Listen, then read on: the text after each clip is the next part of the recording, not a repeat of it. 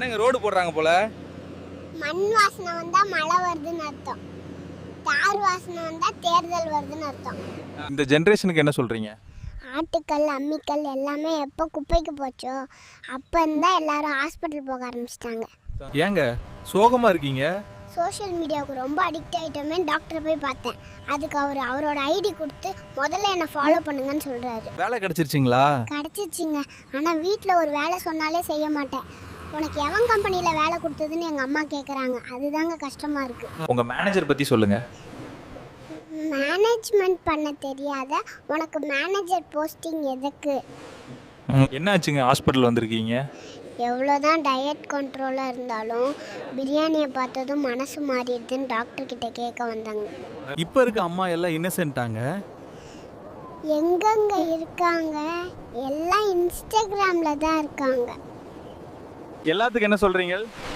உலகத்தை விட்டு காலியாகும் வரை ஜாலியா இரு, யாருக்கும் போலியா இருக்காதே.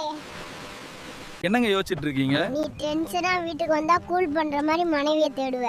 ஆனா நீ கூலா வந்தாலே டென்ஷன் பண்ற மாதிரி தான் மனைவி உனக்கு அமையும்னு ஜாதகத்துல எனக்கு போட்டிருக்காமாங்க. உங்க ஃப்ரெண்டுக்கு என்னங்க சொல்றீங்க? வருஷம் பூரா வேஸ்ட் பண்ணிட்டு புது வருஷத்துல இருந்து புடிங்கலான்னு முடிவு பண்ணா. பாருங்க அருமை நண்பா. மழை வரப்ப என்ன தோணுங்க? மழை பெய்யும் போது சூடா கிடைக்கிற மொக்க டீ காஃபி கூட அமிர்தமாக தெரியுங்க. முன்னேற என்ன பண்ணலான்னு யோசிச்சு ஒரு வழியா கடைசியா வந்துருச்சு. ஐடியா வாங்க. ஐடியா வா. வருஷம் கடைசிங்க. நமக்கானது நம்மளை கண்டிப்பா தேடி வருங்க. கரெக்ட் தாங்க. அதான் டெய்லி ஒரு ப்ராப்ளம் வருதுங்க. உங்களிடம் உள்ள கெட்ட பழக்கம் என்ன? நான் சீரியஸாக இருக்கும்போது சிரிப்பேன். 2026 எப்படி இருக்கணும்னு நினைக்கிறீங்க? 2025 எவ்வளோ பரவாயில்லன்னு மட்டும் சொல்ல வச்சிடாதுன்னு நினைக்கிறேன். ஏங்க முன்ன மாதிரி இல்லை.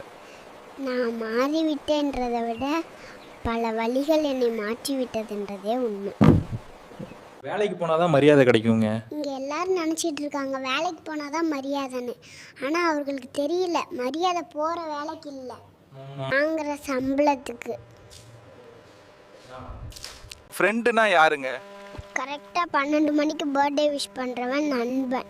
நண்பனோட பர்த்டே டேட்டே தெரியாமல் இருக்கவன் உயிர் நண்பன். இன்னைக்கு என்ன சொல்கிறீங்க எல்லோருக்கு? ஜெயிக்கிறியா இல்லையோ முயற்சி பண்ணிகிட்டே இரு, காலம் பதில் சொல்லும்.